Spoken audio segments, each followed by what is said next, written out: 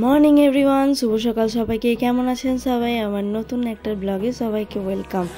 সবাই জানেন আমার অসুস্থতার কথা, এবং এই অসুস্থতার কারণে মেডিসিনগুলো শরীরে নিতে একটু সময় লাগছে, তার জন্য ভিডিও আপলোড হতে সময় লাগছে।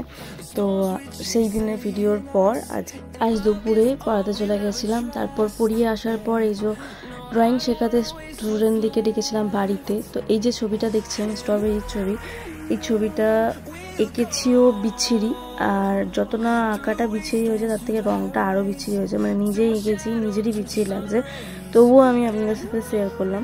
মানে এত বিচ্ছিরি কালার করেছি যেটা বলার মতন নয়, ঠিক আছে? তারপরেও আপনাদের সাথে শেয়ার করলাম। আর এই ব্লগটাতে আসছে জন্মাষ্টমীর ভিডিও।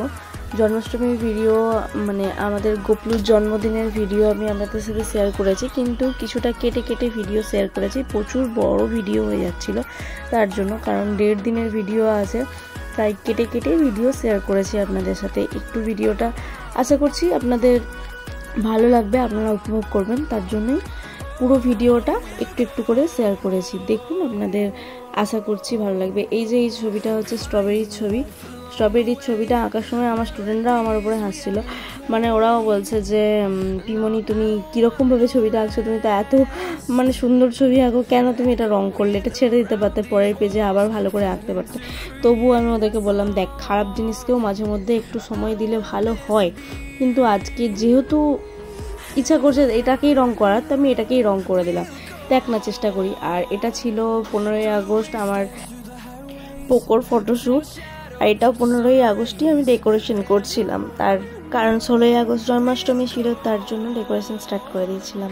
এখানে আমি নানা রকমের শাড়ি, জামা, ওড়না সব বের করেছিলাম। অনেক কিছু দিয়ে ট্রাই করার পরে এটাই আমার নীল রঙটা সুটেবল মনে হয়েছিল আমার গোপুর জন্মদিনের জন্য, তো সেটা দিয়েই সাজিয়েছি। এই যে সেটআপটা রেডি করেছি, এই সেটআপটা রেডি করতে গিয়ে আমাকে প্রায় 40 থেকে 60 বার বাজারে যেতে হয়েছে। মানে প্রথমত এই যে রডগুলো, এই রড মানে চারদিকে যে দাঁড় করানোর খাম্বাগুলো মানে রডগুলো হয়েছে, এই রডগুলোর জন্য প্রথমে কিছুই পাচ্ছিলাম না, আমার বাড়িতেই ছিল। তারপরও আমি 600 টাকা খরচা করতে বাজারে গেছিলাম। তারপরে ওই স্যারকে ফোন করি, স্যার আমাকে বলে আমার এখানে একটা টেবিল আছে, টেবিলটা এসে নিয়ে যা। স্যারের ওখানে যাওয়ার জন্য রীতিমতো ভিজেছি আমি।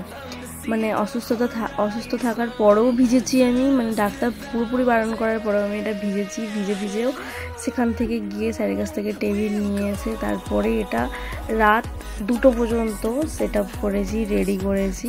দেন তারপরেও সকালবেলায় 6টার সময় উঠে কমপ্লিটলি ডাক্তার আমাকে হাঁটাহাঁটি করতে বলেছিল, সেই হাঁটাহাঁটি বন্ধ করে আমি এইসব কাজগুলো করেছি। মানে যেখানে আমার রাতে 10টায় ঘুমানোর কথা, তারপরেও আমি এইসব কীর্তিকলাপ করে বেড়াচ্ছি।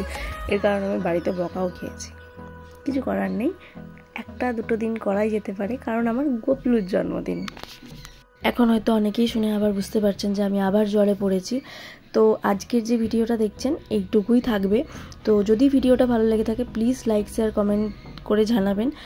আর এই যে ভিডিওতে দেখছেন এখন জোগাড় করছি, এই জোগাড়ের ভিডিওটাই আজকে থাকবে, বাকি ভিডিওটা পরের ভিডিওতে থাকবে। মানে ভোগ নিবেদন এবং আরও যা আছে, সন্ধ্যা আরতি, আরও অনেক কিছু, সমস্ত কিছুই পরের ভিডিওতে থাকবে।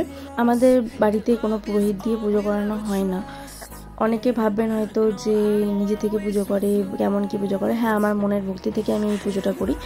কোনো রকম ভণ্ডামি বা কোনো রকম স্বপ্নাদেশ ব্রহ্মাদেশ এইসব দিক বিশ্বাস আমি করি না, ঠিক আছে? এগুলো ভণ্ডামি বলে আমি বিশ্বাস করছি না। এগুলো অনেকেই অনেক রকম মতামত নিয়ে করেন, ঠিক আছে, সেটা আলাদা ব্যাপার। আমি আমার নিজের মতামত অনুযায়ী পুজো করি, ঠিক আছে?